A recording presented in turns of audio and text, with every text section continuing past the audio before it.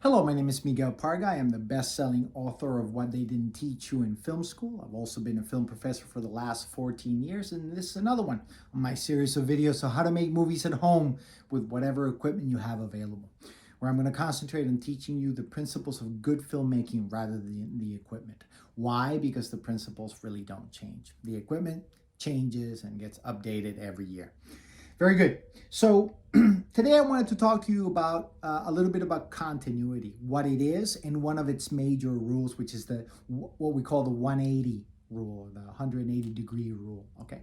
So continuity, what is it? Think about it for a second, right? We understand it in peripheral ways. A lot of my students come into class and I ask them, what is continuity? And they have different definitions of it, right? They say, oh, well, if the person is holding a glass with their left hand and we cut, then they have to be holding the glass in the same hand. And absolutely, that's an element of continuity. But what is it in reality? So when we talk about continuity, we're talking about continuity of time and space. Okay, we must maintain continuity. So I'm going to give you a definition of what actually continuity is. And here goes. Continuity is a trick we play on the audience to make them believe that what they're looking at happens in real time. Let me say that again. It's a trick we play on the audience to fool them into believing that what they're looking at on the screen happens in real time. In other words, that the actors are going through the scene only once, and then the camera is moving seamlessly from one end of the room to the other end, recording as the actors go. But we know from making movies that that's not the way it works. Or even if you've never made a movie before, now you know that that's not the way that it works. We have one camera often when we're making a movie. So the camera is on one actor, we record the scene from that side, and then the camera turns around, records the scene from the other side. And that may take an entire day to shoot. So sometimes you'll record one actor in the morning and the second actor or the third actor in the afternoon.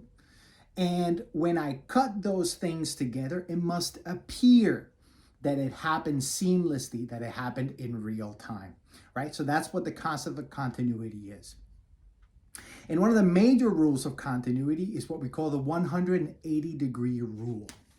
So here we go back to our little diagram of our two actors as seen from above and that imaginary line that crosses between them.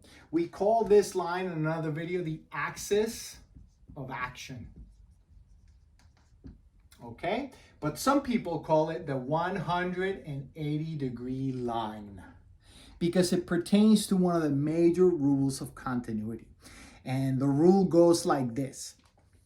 This line, it's an imaginary line between two actors. So let's say that you and I, right now, are the two actors on this scene. That imaginary line goes from me to you. And that line divides the room in two. Divides the room into this side and that side. Okay? If I start shooting the scene from this side, my camera cannot cross that line. In other words, I have 180 degrees to place my camera. So I'll give you an example. Here's my camera. This is my shot A, right? And it's 90 degrees to the axis of action, or to the 180 line. When I look at that shot, it looks like this. Here's one actor. And here's another actor. Okay? If this is actor Z and this is actor Y, actor Z is always going to be on the left of the screen, and actor Y is always going to be on the right.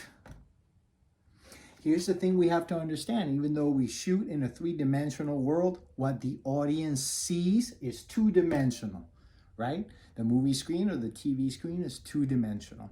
So even as I move my camera closer and closer to the line, let's say that I go over here to my medium shot. I call that shot B. Okay, this is my shot A. And my shot B looks like this. And it's my medium shot. This is actor Y. Okay, still on the right of the screen, still on the right, right? Because my camera has not jumped the 180 line. So even if I make that shot over the shoulder and I had the other actor in here, it doesn't matter. That actor's on the left and actor Y is always on the right. This is actor Z. Okay? And even as I get super close for my close-up, and that's my C, and my C shot looks like this. That actor that's on the right of the screen is still actor Y. And even if this shot is also an over-the-shoulder shot, or what we call a dirty shot, with the other actor's shoulder in it, this is actor Z. Okay? If I cross the line for a second there, the actors switch positions. And for that 1 second, suspension of disbelief is broken because the audience is momentarily confused. They go like, wait a minute, what happened? So it might only last a fraction of a second. For that 1 second, they're not lost in the story. They're thinking, I'm watching a movie. Where'd that actor go? Okay? So the fantasy of the story is broken. So one of the reasons we follow the rules of continuity is to maintain what we call suspension of disbelief, right? Where the audience, even though they know these are actors and this is just a movie, they go on for the ride, okay? And they believe what's going on. If you like the content and would like to hear more about future seminars, projects, and the upcoming release of my new book, How to Make Movies at Home, subscribe to the channel and follow me on social media. Thanks for watching.